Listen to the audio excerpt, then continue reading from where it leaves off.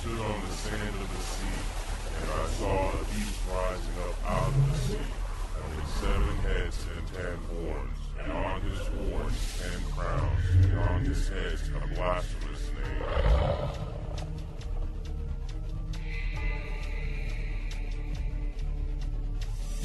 Welcome to the Revelation 13 podcast.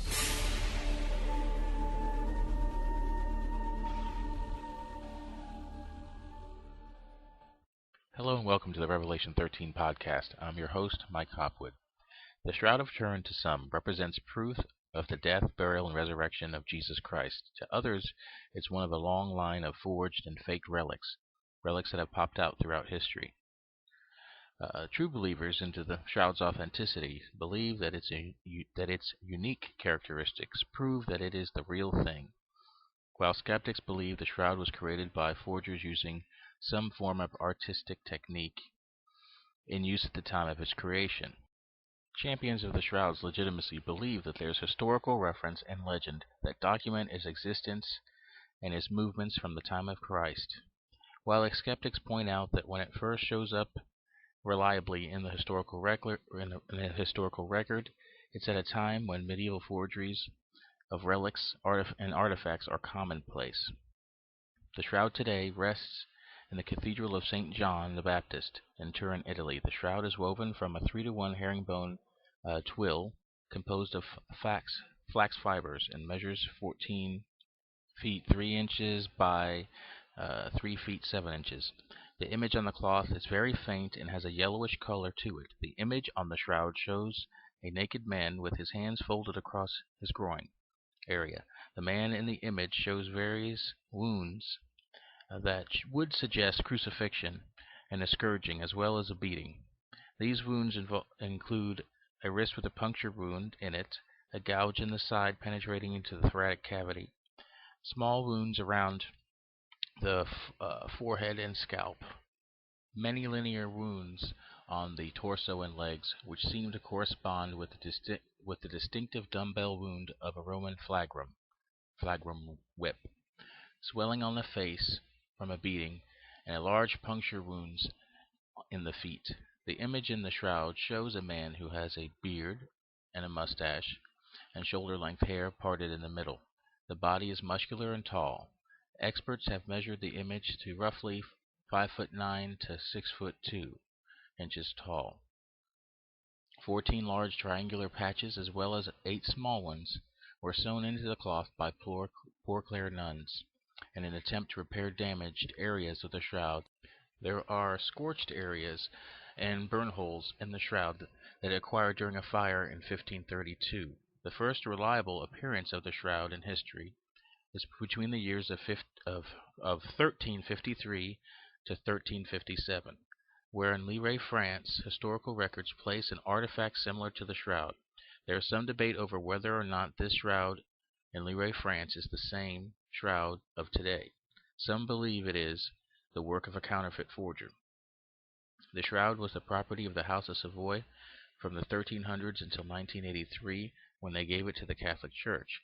They moved the Shroud from Lille, France to Chambéry, England, and this is where it was when it became damaged by fire in 1532, in the chapel that it was housing it. Molten silver dripped onto the Shroud, creating the symmetrically placed marks on the Shroud. Nuns sewed patches into the Shroud to repair the damage from the fire. A miniature of the Shroud made by artist Giulio Clovio around 1540 shows a good representation of what the Shroud looked like at the time, and it seems to confirm that the Shroud that was there at that time was the same as the Shroud of today. In 1578, the House of Savoy took the Shroud to Turin, Italy, where it still remains and resides today.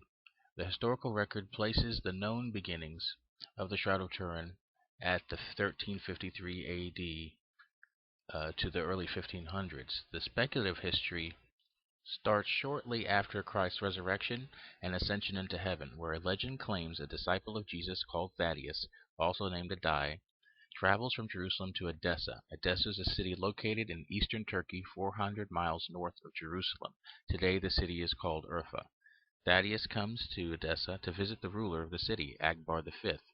Akbar apparently had been in contact with Jesus prior to his crucifixion through correspondence and wanted him to come to him and heal him from a disease. Jesus told him that he would not come at that time, but he would send a disciple at a later date. When Thaddeus arrives, he heals the king through the power of Jesus Christ and converts some of the population to Christianity. Thaddeus brought with him a cloth that supposedly bears the image of Christ's face. This cloth had been referred to as the Edessa cloth, and some believe that the Edessa cloth and the Shroud of Turin could be the same artifact. Although the Edessa cloth showed just a head, Shroud supporters believe that the shroud was folded to where just the image of the head was seen. In 50 AD, the king Akbar dies and his eldest son succeeds him. His son reverts to paganism and possibly starts persecuting the Christians there. And reportedly the cloth is hidden in the city wall, either to protect it from destruction by the persecutions of the Christians or for the protection from the many floods that Edessa is known to have. The exact reasons for it being hidden in the walls are unknown. And in the 6th century, the cloth was found during repairs of the wall from the Persian invasion, and it was placed in a church in the city. There was a report of a manuscript that was found that stated that Joseph of Arimathea had collected the blood of Jesus in linen cloths that had wrapped his body. These linen cloths were a headband and a large sheet. And in the book of the Acts of Thaddeus, it makes mention that Jesus wiped his face on a cloth and left his image upon it. The book states that the cloth had been doubled in 4, meaning that it was probably a large piece of cloth that had been folded down to a smaller size. In 944 AD, the Emperor Romanus sent an army to remove the Edessa cloth and transfer it to Constantinople, the city now known as Istanbul, in Turkey. It was said that at times the Edessa cloth would be unfurled and raised up like a banner. During the Crusades, the city was conquered by the European Crusaders, and many relics and treasures were looted and taken away. This is the time that the Edessa cloth disappears from Constantinople, and it's reportedly taken to Athens, Greece. At this point, the path the Edessa cloth and/or the Shroud of Turin take is uncertain. The most logical explanation is that the Crusaders took it back to Europe, where it appears in Lille, France, in 1353. It's displayed until 1357, until doubts about its authenticity intensified. The shroud remained unobserved for the next 34 years. These accounts of the possible path that the shroud may have taken relies heavily on legends and unsubstantiated accounts, but it does give us a layer of possibilities on how it managed to get to Turin, Italy, from Jerusalem.